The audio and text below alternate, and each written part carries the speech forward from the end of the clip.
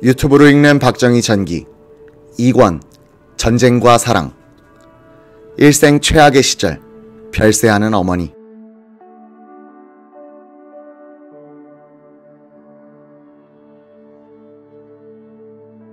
박정희를 살려준 백선엽 육본 정보국장은 자상하게 그의 뒤를 봐줬다. 석방시킨 뒤에는 일주일 동안 정양한 뒤 출근하도록 배려했다. 그 사이 백선엽 국장은 박정희 소령을 정보국 전도정보과 과장으로 발령냈다. 형이 확정될 때까지 현역으로 계속 근무하도록 한 것이다. 박정희는 반란기도 사건이 계류 중이던 4월까지 석 달간 정복 차림으로 정상 근무했다. 전투정보과에는 남한반과 북한반이 있었다. 육사 6기 출신인 한무엽 중위는 박정희를 직속 상관으로 모시면서도 이상한 느낌을 별로 받지 못했다. 자신이 육사 생도 시절 중대장이었던 박정희가 공비투벌에 참여했다가 잠깐 무슨 오해를 받고 풀려난 모양이다 라고 생각했다. 한무엽 중위는 3월에 태구사에서 결혼식을 올렸는데 주례는 박정희였다. 그러나 정작 박정희 자신의 가정생활은 평탄하지 못했다. 박정희는 1949년 2월 8일에 고등군법회의에서 사형 구형에 무기징역과 파면, 급료 몰수형을 선고받았다. 이날 선고를 받은 피고인은 박정희 소령을 필두로 69명이었다. 이들의 공통 제목은 국방경비법 제16조 위반이다. 고등군법회의 명령 제18호에는 박 소령에게 적용된 구체적 죄명이 병력, 제공죄로 되어 있다. 이 문서는 이들 피고인이 1946년 7월경부터 1948년 11월에 걸쳐 서울 등지에서 남로당에 가입, 군내에 비밀세포를 조직해 무력으로 합법적인 대한정부를 반대하는 반란을 기도했다고 적고 있다. 박정희는 설치장관 확인 과정에서 징역 10년으로 감형되고 동시에 형의 집행을 면제받은 것이다. 파격적인 특례였다. 박정희는 또 불구속 상태에서 이런 재판 절차를 밟은 것으로 추정된다. 군법회의 재판관 김암룡은 박정희는 남로당에 가입하긴 했으나 적극적으로 활동하지는 않았고 군 내에서도 인물이 아깝다는 여론이 일어나 그런 감형이 가능했을 것이다 라고 말했다. 육사 생도대장으로 있으면서 생도들을 공산화하는 활동을 했다는 혐의로 사형 선고를 받은 오일균도 전향했지만 살릴 수 없었다. 수사관들이 그를 살려야 한다고 건의해 육군 수뇌부가 회의를 했으나 부결됐다고 한다. 오일균은 사형 집행장에서 대한민국 만세를 외치면서 죽어갔다고 전한다. 박정희는 대통령 시절 충북 청원군을 지나다가 한 마을을 바라보면서 저곳이 오일균의 고향인데 라고 중얼거리고는 생각에 젖더라고 한다. 박정희가 지옥의 문턱까지 갔다가 구사일생으로 살아 돌아와 민간인 신분으로서 새 삶을 시작하고 있던 1949년 5월 25일 오후 2시 수색에서는 박정희의 좌익 선배 최남근에 대한 사형 집행이 있었다. 호탕한 성격과 강렬한 민족의식으로 만주군 장교들 사이에서 존경을 한몸에 받았던 최 전 연대장은 여순 반란 사건에는 관련이 없었지만 남로당에 가입했다는 이유로 형장에 서게 됐다. 그에 대한 총사령을 집행한 것은 문용채 헌병 장교였다. 그는 만주군 장교 시절 최남근과 함께 비밀 항일 조직에 가입한 적이 있는 동지 사이였다. 최남근의 군 후배들과 미 군사고문관 진 하우스먼 대위도 입회했다. 최남근은 이들과 일일이 악수를 나누면서 하직 인사를 했다. 문용채에게는 문형, 나 먼저 가요 라는 인사를 남기고 당당하게 총탄을 받았다. 이 장면을 하우스먼은 활동사진에 담았다. 최남근의 후배 박창함은 그가 동생에게 남긴 유서를 본 적이 있었다. 나모야, 큰형은 좌익손에 맞아 죽고 나는 우익에게 죽는다. 이럴 때 어떻게 살아야 할지 잘 생각해서 처신하고 아무쪼록 부모님께 잘해드려라. 여순 반란 사건 직후부터 1년 이상을 끈 숙군수사로 군대에서 추방된 사람들은 얼마나 될까? 숙군수사 책임자 백선엽 당시 육군 정보국장은 전군이 약 8만 명이던 시절인데 10% 이상이 불명예 제대한 것으로 기억한다 라고 했다. 한국 전쟁사는 좌익분자로 분류돼 수청된 장명을 830명, 연루된 민간인을 555명으로 집계했다. 처형된 장교들은 수십 명 정도였다고 한다.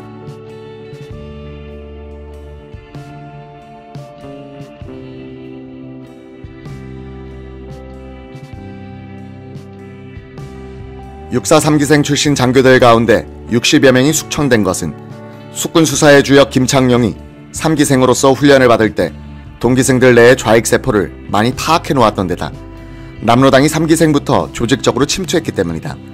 한국전쟁의 영웅 백선엽 전 육군참모총장은 이 숙군이 대한민국을 살렸다고 말한다. 그 1년 반 뒤 6.25가 터졌습니다. 초전에 일방적으로 밀릴 때인데도 국군은 집단 투항을 한 부대가 하나도 없었습니다. 중대, 소대 규모에서도 없었습니다. 숙군이 없었더라면 군내의 남로당 세포가 들고 일어나 국군은 붕괴됐을 겁니다.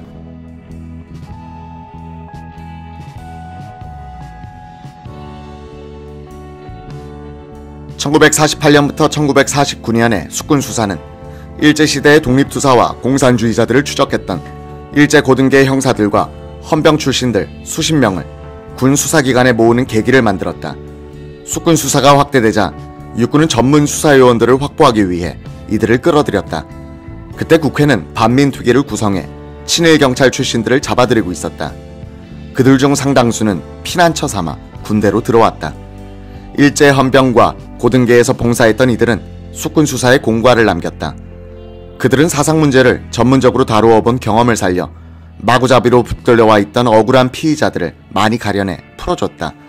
그들은 한편 고문의 기술자이기도 했다.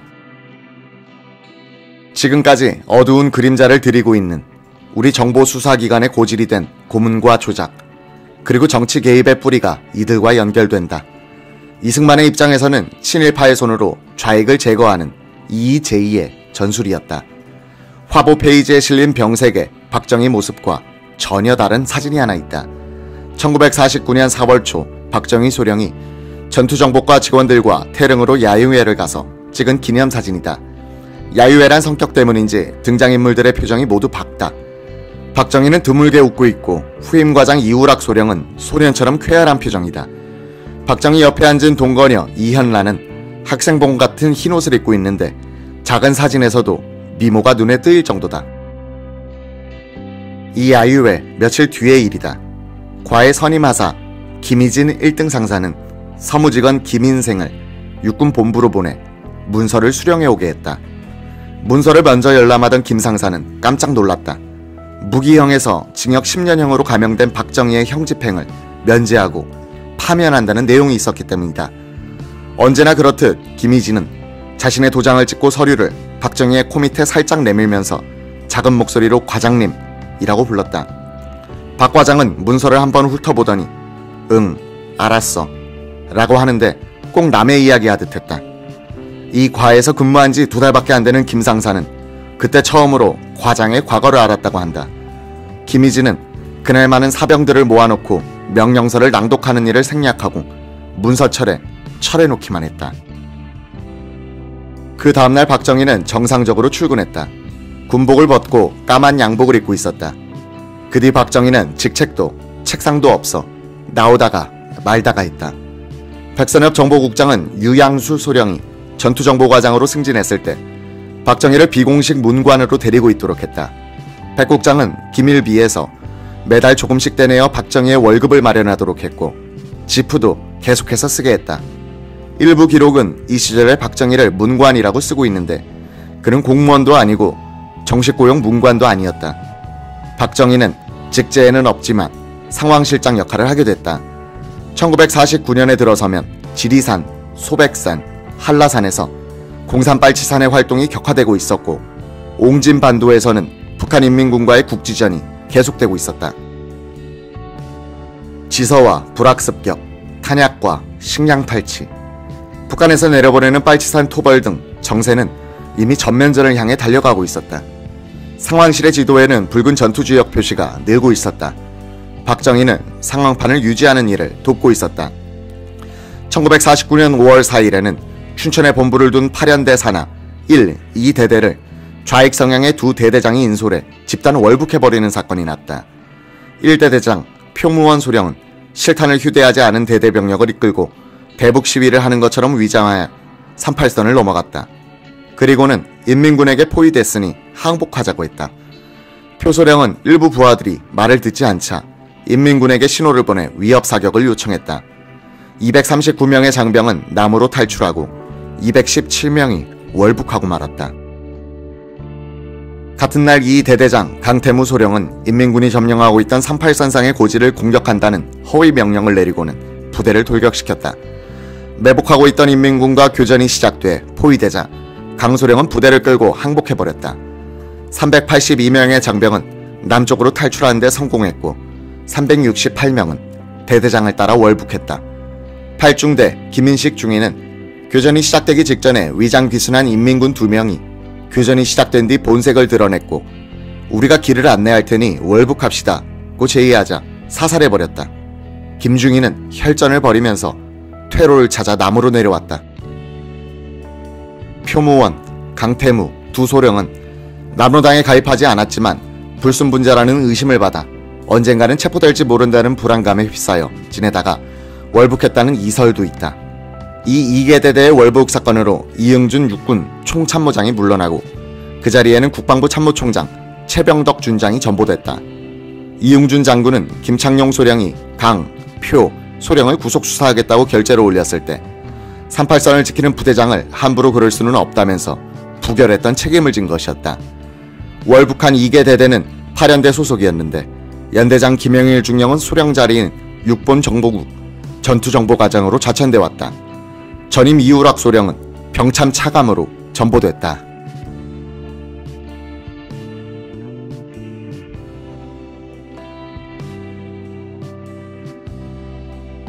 김영일은 이 월북 사건으로 혼이 난 때문인지 전투정보과에서 만난 남로당 전력자 박정희를 곱게 보지 않았다.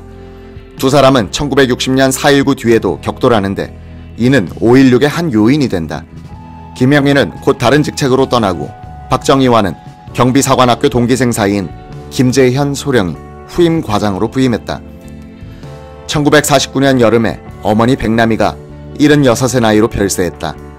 44의 나이에 박정희를 임신한 것이 부끄러 그 생명을 떼려고 온갖 수를 다 써보았던 어머니는 막상 아들이 태어나자 미안한 마음까지 더 얹어서 박정희에게 사랑의 단비를 흠뻑 쏟아부었다.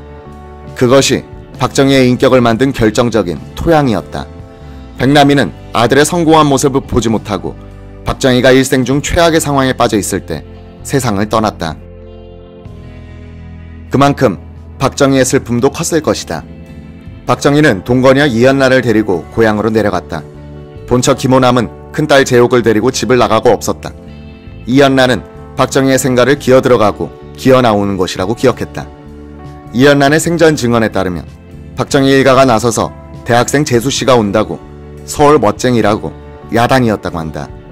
그들은 광목에 물들여 옷을 해입고 나와서 떡해준다고 방아도 찍고 했지만 이연란은 하룻밤만 자고 혼자서 부랴부랴 서울로 올라왔다는 것이다.